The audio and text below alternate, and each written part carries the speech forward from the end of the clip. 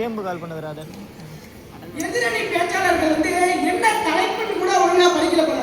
மாணவர்களின் நல்வாழ்க்கைக்கு தேவை, பெரிதும் தேவை நூல் அறிவா அனுபவ அறிவா